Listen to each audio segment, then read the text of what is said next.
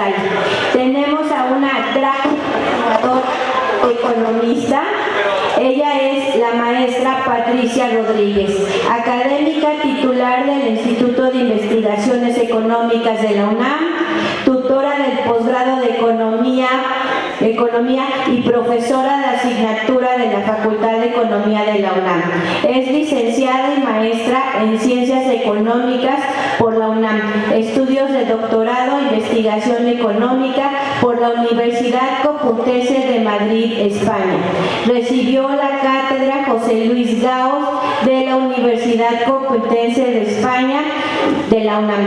Actualmente es coordinadora del grupo de trabajo de Claxo, Feminismo, Resistencia y Emancipación, corresponsable del proyecto PAPIME, Mujeres, Reproducción Social y Presupuestos Públicos y Perspectivas de la Integración Socioeconómica México-Centroamérica.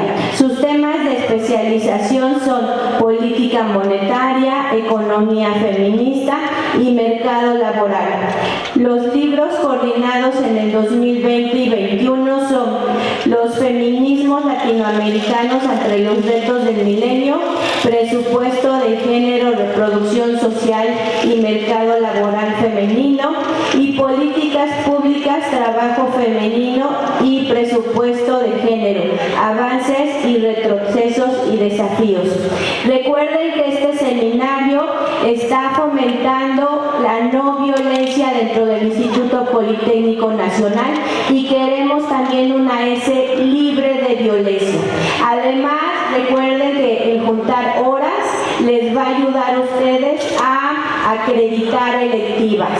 Para nosotros aquí en la escuela, esta segunda vez que viene la maestra Patti, que estamos muy contentos que haya aceptado esta invitación en este tema tan polémico ante este siglo XXI y los cambios que se están dando en la sociedad. Muchísimas gracias y los dejo con la maestra Patricia Rodríguez.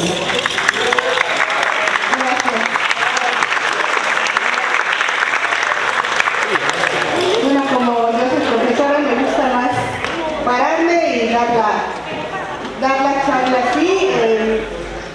Quiero agradecer a la maestra Gabriela. Ella estudió allá con nosotros, estuvo en el Instituto de Investigaciones Económicas y ahí establecimos una relación académica y de amistad. Y le quiero agradecer muchísimo la invitación. Espero que sea de su interés y espero muchísimas preguntas. Como ya vieron, yo soy profesora de la Facultad de Economía y del posgrado de Economía de la UNAM, y siempre mi objetivo es pues, tratar de que quede claro la exposición, pero yo sé que la exposición queda clara si contesto preguntas que los alumnos tienen. Bueno, la otra es que ya se dieron cuenta que yo soy economista, pero que me metí después a toda la parte de la economía feminista, que es una teoría crítica hacia toda la parte de la estructura de la teoría económica convencional. Es una crítica, hay que estudiar muchísimo economía para entender la crítica de la economía feminista, y la economía feminista parte de la realidad. Hay muchos hombres y mujeres ya que están estudiando la posibilidad de entender y crear políticas económicas a partir de esta economía feminista por la nueva realidad y las condiciones mundiales y nacionales que existen de nuestra economía. Bueno, esta charla que quiero darles se trata como de una visión de lo que es el feminismo, y al final trato de ejemplificar con el mercado laboral femenino en México. Yo creo que todos van a entender muy bien esta conferencia.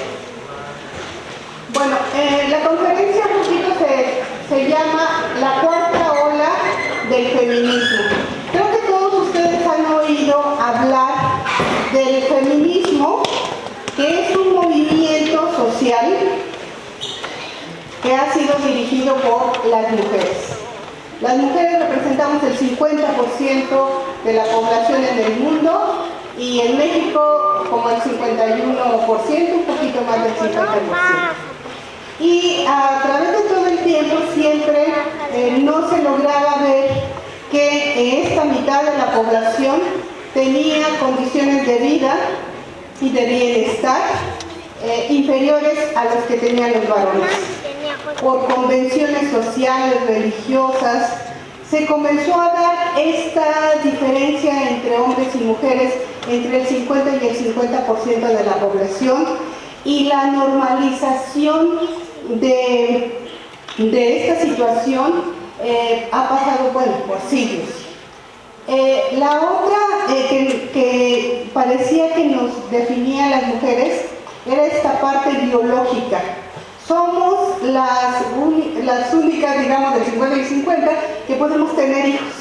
Y entonces el asunto está en que somos las encargadas de reproducir a la población total. Somos las encargadas de reproducir y de educar a la población para que funcione en el sistema económico, social, con toda la parte religiosa y toda la parte espiritual, etc.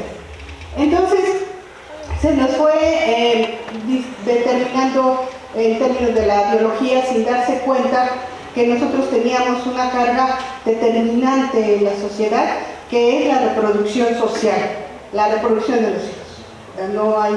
Y por otra parte, el cuidado de todos.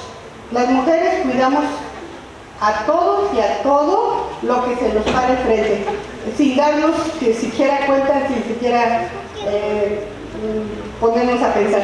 Entonces todo eso es, hacemos un trabajo en el cuidado y en la reproducción social, que nos gusta muchísimo, ¿verdad?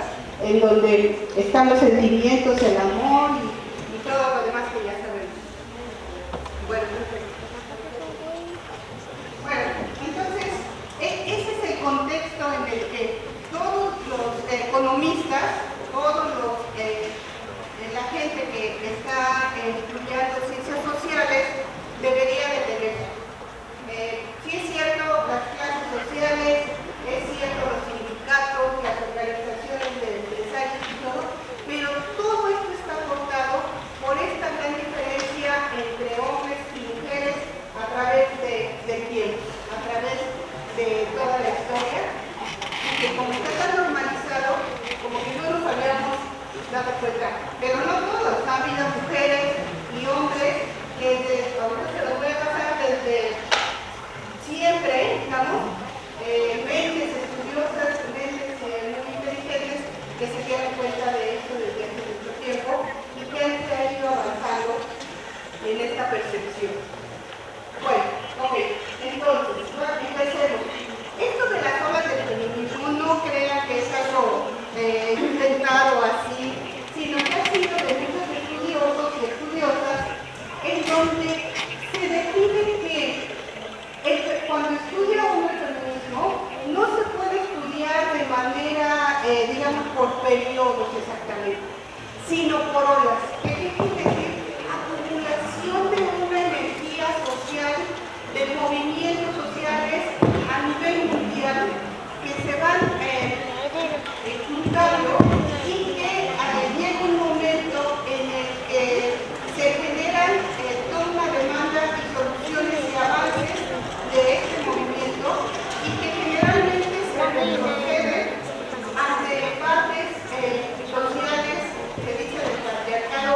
A mí me suena muy fuerte eso del patriarcado como algo, pero así está conceptualizado, y nuevamente bajan estos movimientos, pero ya se ganaron cosas por parte de las mujeres e inician posteriormente otra serie de demandas, otra serie de estudios, de análisis, y aumenta nuevamente esta energía social de movimientos, de demandas específicas, y vuelve a aumentar. Y así hasta este momento, aunque hay discusión en esta metodología, se reconocen 4 olas del feminismo.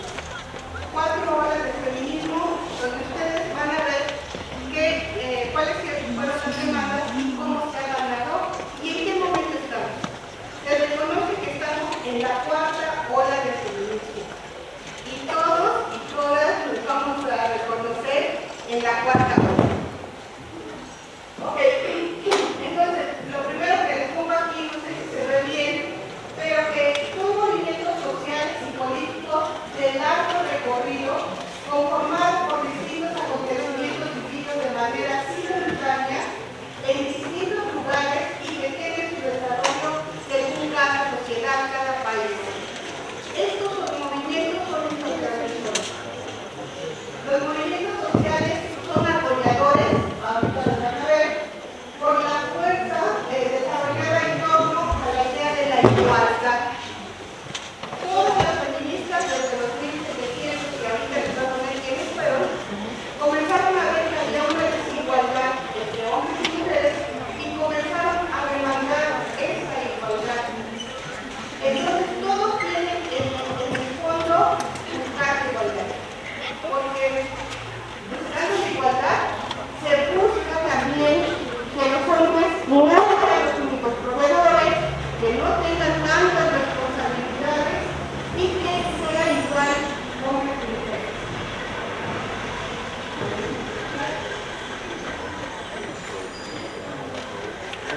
Bueno, esta primera ola el feminismo ilustrado comenzó a cuestionar los argumentos de la biología. Las mujeres son para tener hijos, las mujeres son más débiles, las mujeres no tienen el mismo nivel de inteligencia porque pueden tener hijos, son más delicaditas, se pueden dedicar solamente a ciertas cosas, etc. Y los hombres, por el contrario, su fuerza muscular, su inteligencia, su liderazgo, es la que define realmente a un hombre y a una mujer. Esta gran diferencia biológica.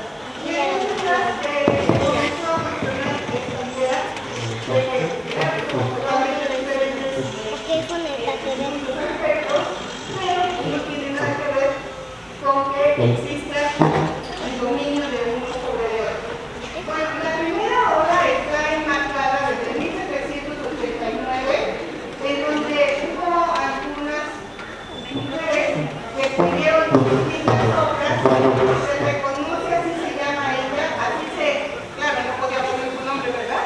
Porque era terrible. Y entonces los escritos de esta mujer de Madame Vivi, así se llama, se reconoce como los cuadernos de las quejas de las mujeres. Es el primer libro que se reconoce. Después, en 1791, por Olimpia York, escribe la Declaración de los Derechos de la Mujer y de la Ciudadana. Derechos ciudadanos iguales. Este es muy interesante, en 1792, porque se reconoce como la primera mujer feminista que escribió la Vindicación de los Derechos de la Mujer. Esta mujer es muy importante, es una literatura del romanticismo y aparte esta mujer es la mamá de Shelley, también que escribió Shelley. Mary Shelley se conoce en general a su hija, que escribió Frankenstein. Ella es la mamá y se reconoce como la primera mujer feminista que escribió esta Vindicación de los Derechos de la Mujer, en donde ella decía que había que pedir igual educación para las mujeres y que decisión propia se debería reconocer para ellas. Esta mujer identificó el poder de los hombres sobre las mujeres, así como los mecanismos sociales y culturales que incluían en su construcción y elaboró estrategias para conseguir la emancipación de las mujeres. Después, en 1793, cuando se da toda la Revolución Francesa, que pensábamos podía ayudar a la igualdad, pues las mujeres son excluidas de los derechos políticos en la Revolución Francesa. Se prohibía que las mujeres participaran en las asambleas que se generaran en esta revolución. También algo muy importante es que se hizo el contrato matrimonial que General se sigue diciendo hasta ahorita, en donde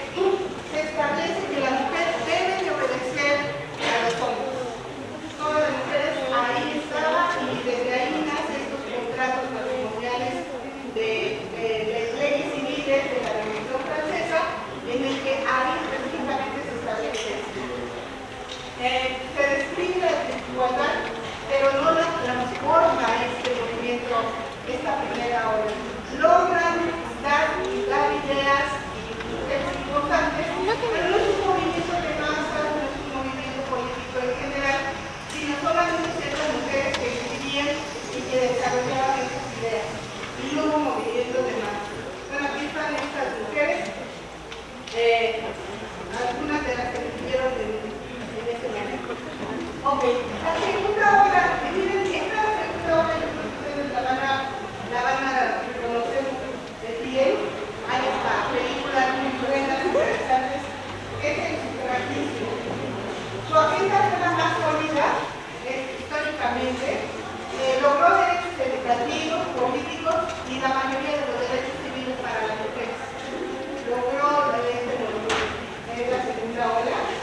Vean ustedes, desde 1848, en 1848 se logró que las mujeres ya comenzaran a discutir que tenían derecho a votar, a tener un derecho ciudadano que los hombres no tenían, que las mujeres no tenían, que solamente los hombres tenían. Y ahí solamente estamos hablando de mujeres blancas, que estudiaban, que eran de una cierta élite. Por supuesto, muchas mujeres blancas estaban de acuerdo que los hombres y mujeres negras no votaran, no tenían derechos ciudadanos, no eran iguales. Había toda esa sociedad, pues, unas características específicas, ¿no? En ese momento se levantaron las demandas del derecho al voto, derecho a la educación, a la propiedad y al empleo. Son demandas muy avanzadas para ese momento. En 1869 se escribe La sujeción de la mujer por Henry Taylor y John Stuart Mill, que ustedes lo conocen, los economistas lo conocemos, son esposos, y los dos escriben muchas cuestiones de derechos de las mujeres en la economía. Él fue un feminista importante, teórico, que ayudó muchísimo al movimiento a su esposa. Ahí están las bases de la teoría política del sufragismo también. Es interesante cuando como economista leíamos a Stuart Mill, jamás yo había pensado que había sido un feminista de esta obra. Aquí se da todo el feminismo de la clase marxista, socialistas, anarquistas. Fueron muchas mujeres que aún trabajando en los sindicatos, siempre en el movimiento socialista, marxista, también observaban claramente que las mujeres no tenían el mismo voz, ni la misma voz que fueran, y que siempre estaban dentro de las mismas organizaciones socialistas, sindicales, siempre estaban abajo de los líderes. Ahí está Flora Tristán, muy conocida, de Santa Colonizai, que en economía la leemos mucho, y Emma Goldman, que fue una mujer. En 1920 se logró el voto de las mujeres en Estados Unidos. Esto es interesante, porque hubo todo este movimiento y lo lograron en 1920. Y vean ustedes, hasta 1928 lo ganan en Inglaterra.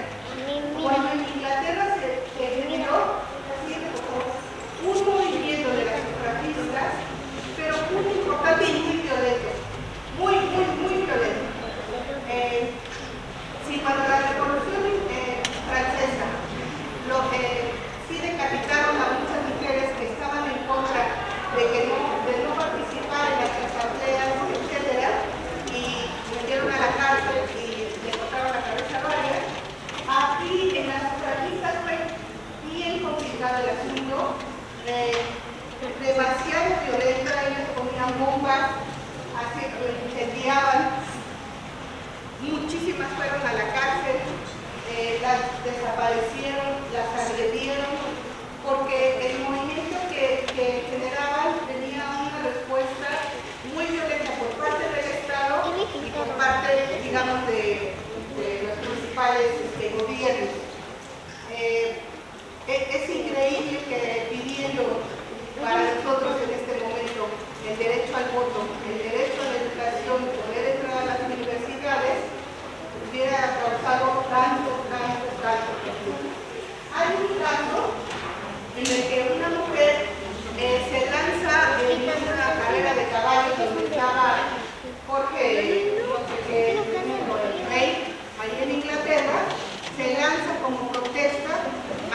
los pies del caballo y muere. Y esa acción tan radical que tenían estas mujeres logró realmente que se generaran todas las condiciones para que lograran el voto equitativo. Esto fue ya toda la parte de la segunda ola. Sí fue un movimiento de masas, como lo conocemos ahora por parte de ellos. Sí fue un movimiento, pero fue de mujeres grandes, digamos, jóvenes todavía en ese momento, mujeres jóvenes y mayores. No eran las jóvenes que participaban, sino que realmente eran mujeres ya casadas, con hijos, etc., las que se pusieron en ese movimiento que nunca tuvieron derecho a ingresar a las universidades. Bueno, Alejandra Kollontai es una, de alguien, vean, Alejandra Kollontai escribe excelente, vean lo que escribió, yo lo leí en la licenciatura, después llegó a Simón de Beauvoir, segundo sexo, cuando yo estaba en la licenciatura eso todo la leíamos forzosamente, y es la tercera ola. Ahí la tercera ola se caracteriza porque las mujeres estudiosas, las mujeres que seguían estos movimientos y que ya estudiaban en las universidades, muchas de ellas filósofas, se dieron cuenta que el dominio sexual, la base de ese dominio tenía mucho que ver con el dominio sexual, con la caracterización que se tenía del sexo masculino y femenino y cómo se relacionaban para entender este control, esta sujeción. Por eso, incluso cuando se habla de violaciones en su gran mayoría de las mujeres, las guerras siempre han sido como un trofeo, violar a las mujeres que son de los pueblos vencidos, etc., porque representa un control, representa un dominio absoluto y muestra la fuerza y muestra muchísimas cosas de los hombres para los propios hombres. Los ejércitos que logran ganar van al pueblo y violan a las mujeres y demás, y es una representación del poder de un hombre hacia otro hombre, de un ejército a otro ejército, de una banda a otra banda, etc. Se ha generado el control sexual, el dominio sexual se ha dado como un poder, como una demostración de poder. Puede haber muchas discusiones, pero se acepta que hay un poder y una demostración de poder en este tipo de actos y de control hacia las mujeres y también de los hombres hacia los hombres. Lo mismo pasa, decían, en las cárceles, hay ahorita les digo que es una mujer argentina que estudia eso, que hizo un estudio muy interesante sobre las cárceles de Argentina, creo que de 2020 o un poco antes, y que anteriormente se vio estudiar las notas de Juárez, en el que hizo unas entrevistas a los hombres de las cárceles violadores. Y entonces sacó todo un estudio